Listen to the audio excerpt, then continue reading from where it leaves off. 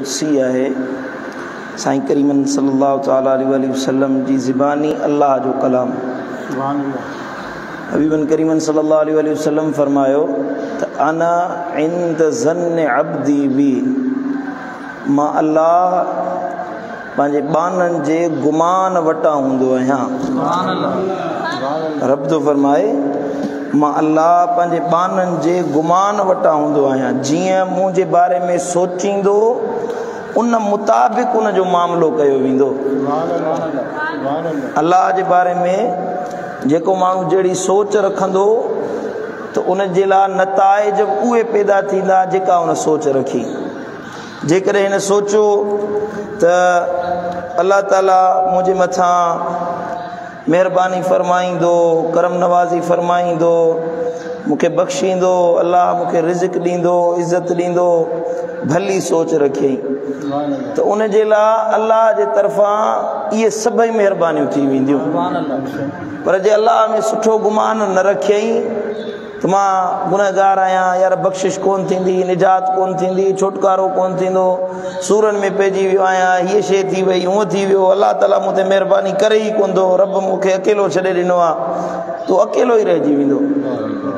इन जे लाइ बुज़ुर्गनि फरमायो आहे त अल्लाह रब्बुल इज़्ज़त में सुहिणो गुमान रखंदा कयो, अल्लाह में सुठो ज़न्न रखंदा कयो, सुठो गुमान रखो ऐं हर वक़्तु अल्लाह ॾे मोटण वारा थियो।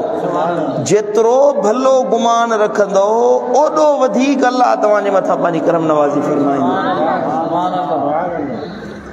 हदीस मुबारक आहे, हज़रत सैयदना अनस बिन मालिक रज़ी अल्लाह ताला अन्हु तो फरमाए त मूं महबूबन करीमन सल्लल्लाहु अलैहि वसल्लम खां ॿुधो, साईं जन फरमायो क़ाल अल्लाह तबारक व तआला, यानी अल्लाह ताला जो फरमाए, हदीस कुदसी है, यब्न आदम इन्नक मा दअउतनी व रजौतनी गफरतु लक मा कान मिनक वला उबाली। ए आदम जा पुट, जॾहिं तूं मूं अल्लाह खां घुरंदो आहीं ऐं मूं अल्लाह ॾे रुजू थींदो आहीं, मूं अल्लाह ॾे ईंदो आहीं त मां अल्लाह तुंहिंजा हड़ई गुनाह बख़्शे माफ़ करे छॾींदो आहियां, वला उबाली, ऐं मूं अल्लाह वटां तोखे मायूसी न मिलंदी। जॾहिं तूं मूं ॾे मोटंदो ई बख़्शींदो बि आहियां, मायूस बि न कंदोसि आहियां। यब्न आदम, हदीस जा लफ़्ज़ गौर सां ॿुधो, यब्न आदम लौ बलगत ज़ुनूबुका अनान समा, ए आदम जा पुट, जे तुंहिंजा गुनाह एतिरा थियनि, गुनाह कंदे कंदे कंदे कंदे तुंहिंजा गुनाह ज़मीन खां आसमान खे छुहंदड़ थी वञनि, माना ज़मीन ऐं आसमान जो विच तुंहिंजे गुनाहनि सां भरिजी वञे, एॾियूं बेफ़रमानियूं कनी, सुमस्तगफरतनी, पोइ वरी तूं मूं अल्लाह खां इस्तिग़फ़ार करी, एॾा गुनाह करे वरी चई मुंहिंजा मौला बख़्श कर, ऐं मुंहिंजा मौला माफ़ी ॾे, मुंहिंजा मौला तूं माफ़ी अता कर, गफ़रतु लक, त मां अल्लाह तुंहिंजा इहे हड़ई गुनाह बख़्शे मां फरमाए छॾींदुसि। अल्लाहु अकबर कबीरा, अल्लाहु अकबर। वरी हबीबन करीमन फरमायो त अल्लाह तो फरमाए यब्न आदम लौ अतैतनी बिक़ुराबिल अर्द खताया, तुंहिंजा गुनाह एतिरा थी वञनि जो क़यामत जे ॾियारे मूं वटि अची, हा मरण खां अॻु में तूं मूं वटि अची ऐं मूं वटि इस्तिग़फ़ार करी, मूं अल्लाह ॾे मोटी, इन हाल में जो तुंहिंजा गुनाह बिक़ुराबिल अर्द खताया, तुंहिंजा गुनाह ज़मीन जे किनारनि खे भरे छॾनि, आसमान ताईं गुनाह पहुची वञनि, ज़मीन जा किनारा तुंहिंजे गुनाहनि सां भरिजी वञनि। सुम्म लकियतनी ला तुशरिकु बी शैया, क़यामत जे ॾियारे तूं अल्लाह सां इन हाल में मिली जो तो को बि शिरक न कयो हो, मूं अल्लाह सां कंहिंखे शरीक न ठहिरायो हुयो, मूं अल्लाह सां शिरक न कई हुई, त लअतैतुक बिक़ुराबिहा मग़फ़िरतन, त मां अल्लाह तुंहिंजा हड़ई गुनाह बख़्शे माफ़ फरमाए छॾींदुसि। शिरक सो न कर, मुशरिक सो न थी, बख़्शिश तलब कंदो अच, मूं अल्लाह वटि पहुचंदे क़यामत जे ॾियारे हिसाब किताब जे वक़्त में मां अल्लाह तुंहिंजा हड़ई गुनाह बख़्शे माफ़ फरमाए छॾींदुसि। सुभान अल्लाह। हबीबन करीमन सल्लल्लाहु अलैहि वसल्लम फरमायो त हिकिड़ो बनी इसराइलन जो माण्हू हुयो जे 99 क़त्ल कया, सही बुखारी शरीफ़ जी हदीस आहे, 99 माण्हुनि खे क़त्ल कई, 99 माण्हुनि जो खून बहाई। ऐं पोइ अलाह जो ख़ौफ़ पैदा थियुसि, हेॾा गुनाह कया त हेॾो वॾो कातिल थियो आहियां, हाणे अलाह जे दर ते माफ़ी वठां, बख़्शिश तलब कयां, अलाह जे दर ते मोट कयां। पोइ हिकिड़ो राहिब हुजे उन वटि आयो। राहिब उन ज़माने में जेके कलीसा उन में वेहंदा हुआ, उन में अचे वेठो, उनखे चई त जे क़त्ल करे आयो आहियां, हाणे अलाह जे खां माफ़ी वठणु चाहियां थो। त हुन चयो भेण बदबख़्त, तूं हिकिड़ो माण्हू मारे आयो आहीं, हेॾा क़त्ल करे आयो आहीं, वरी हाणे चवीं थो त अलाह माफ़ी ॾे। उनजी माफ़ी कोन मिलंदी। हे कातिल त अॻे ई हुयो, गुस्सो आयसि कावड़ में, चए थो भेण तूं अलाह बख़्शींदो न त तूं वरी छा लाइ वेठो ईंदो, खणी तलवार हुनजो बि सिर लाहे छॾी। 100 खून पूरा कई। मोटियो त सही, वरी दिलि में ख़ौफ़ पैदा थियो, भेण इबादत खाने में वञी ऐं अलाह अलाह करण वारो माण्हू जेको अलाह जी इबादत में मशगूल हुयो, उनखे मारे आयो आहियां। सो वरी मोटियो, माण्हुनि खां पुछा कंहिंजे फिलाणी जाइ ते हिकिड़ो अलाह वारो रहे थो, अलाह जो आबिद ज़ाहिद रहे थो, उन वटि वञ, वेंदे उहो ज़रूर तोखे अलाह खां माफ़ी वठाए ॾींदो। उन जे हथ ते बैत करे ऐं उन जे दर ते वञी माफ़ी वठ, अलाह बख़्शे छॾींदो। हे निकितो घरां इन नियत सां त उन अलाह वारे वटि वञा ऐं उन जे दर ते वेही इस्तिग़फ़ार कयां, वसीलो विझी दुआ घुरां त मन अलाह मुंहिंजा गुनाह माफ़ करे।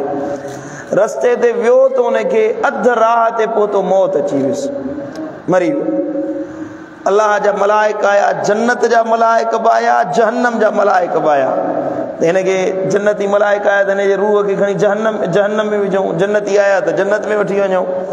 जहन्नमी मलाइक जेके जहन्नम में वठण पिया वञनि, उहे मलाइक पिया चवनि त तव्हां असां हिनखे इन जे करे जहन्नम में था वठी वञूं जो सॼी ज़िंदगी गुनाह कई, ख़ैर जो को कमु कयो ई कोन हुयई, अलाह खां माफ़ी वरिती कोन हुयई, सॼी ज़िंदगी गुनाह कई, हिनखे जहन्नम में उछलायो वेंदो।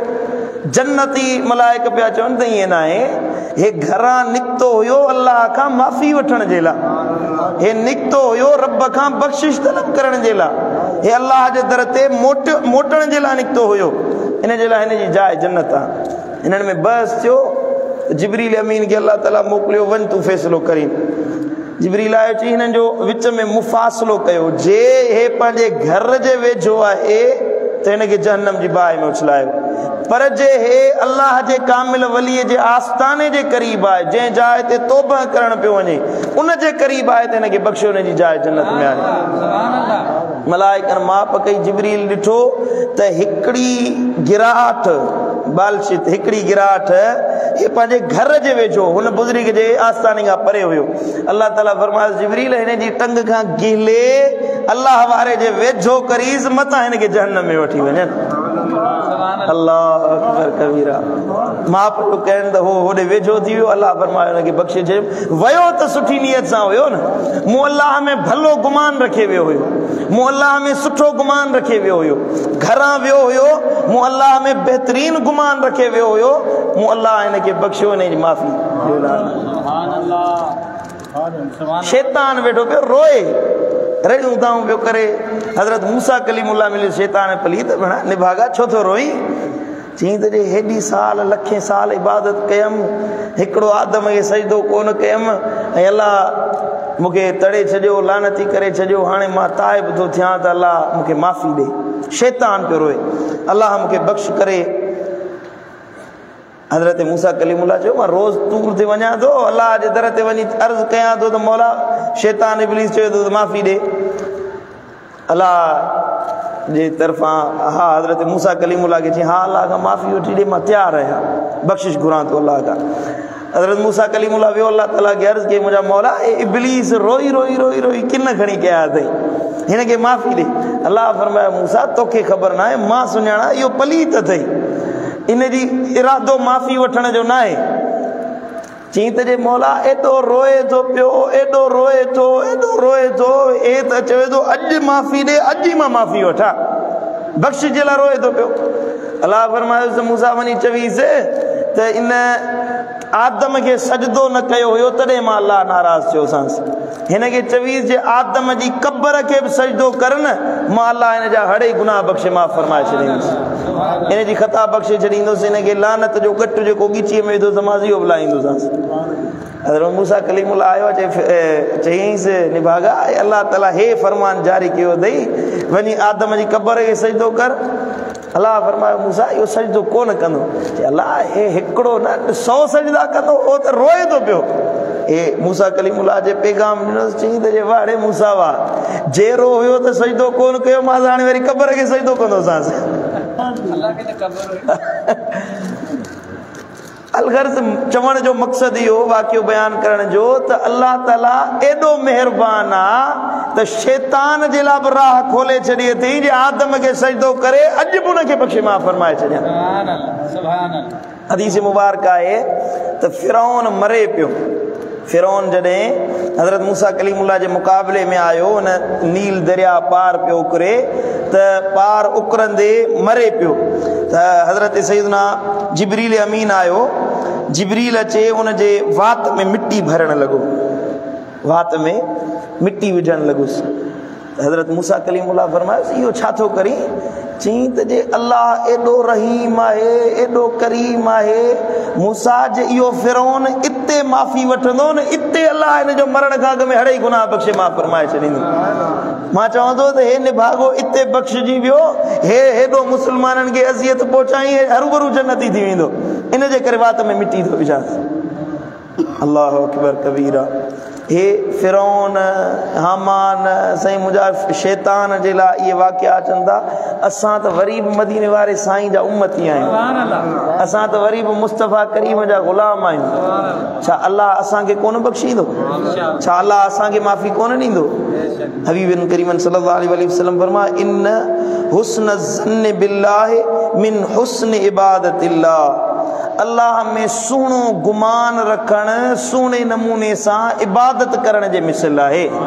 ठलो अल्लाह में भलो गुमान रखो न, इहो बि तव्हां जे लाइ भली इबादत आहे। ठलो इहो वेही सोचो, वेठा आहियो थिया वांदा वेठा आहियो थिया, इहो वेही सोचो त अल्लाह मूं ते महिरबानी कंदो, अल्लाह मूं ते करम नवाज़ी कंदो। हाणे रोज़े में माण्हू खे ॿी का इबादत कोन थी पुॼे, भला क़ुर खोले नथा वेहो, जेकॾहिं साईं मुंहिंजा तस्बीह खणी सलात नथा पढ़ी सघो, थकावट थियो थिए, लेटिया पिया आहियो था पंहिंजे बिस्तरे ते, इहो रुॻी गुमान वेही रखो, इहो वेही सोचो त अल्लाह मूं ते करम नवाज़ी कंदो, रब महिरबान आहे, अल्लाह करीम आहे, मुंहिंजा गुनाह बि बख़्शींदो, मूंखे पाक बि कंदो, मूंखे जन्नत में बि माणींदो, मुंहिंजी क़बर खे मुनवर कंदो। इहो वेही सोचो, होॾां तहजुद पढ़ो, रोज़ा रखो, इबादतूं कयो, अल्लाह ताला इन गुमान जे बदिले बि एतिरो अजुर ऐं सवाब तव्हांखे अता फरमाए छॾींदो।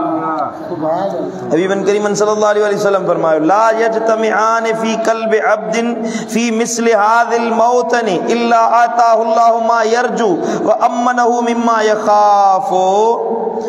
कंहिं बि दिल में इहे ॻाल्हियूं जमो नथियूं थी सघनि कंहिं बाने जे दिल में त इहो हिकिड़ो गुमान करे त अल्लाह मूंखे अज़ाब बि कंदो ऐं अल्लाह मूंखे अता बि कंदो। इहे ॿई ॻाल्हियूं हिकिड़े दिल में जमो नथियूं थी सघनि। मानो इहो गुमान करे त मूंखे अल्लाह अता बि कंदो, मुंहिंजो अल्लाह ख़ौफ़ बि लाहींदो, अज़ाब बि माफ़ कंदो, मुंहिंजी अल्लाह बख़्शिश फरमाए छॾींदो। अल्लाह में हमेशह भलो गुमान रखो, अल्लाह में सुहिणो गुमान रखो। जेतिरो भलो गुमान रखंदो ओतिरो तव्हांखे अल्लाह नवाज़ण वारो आहे। अल्लाह ताला शाल असांजे गुमाननि खे बहितर बनाए, अल्लाह शाल असांजी दिलियुनि खे पाक बणाए, अल्लाह ताला शाल असां सभिनी खे पंहिंजी रहमत जो हक़दार बनाए। वमा अलैना इल्लल बलाग।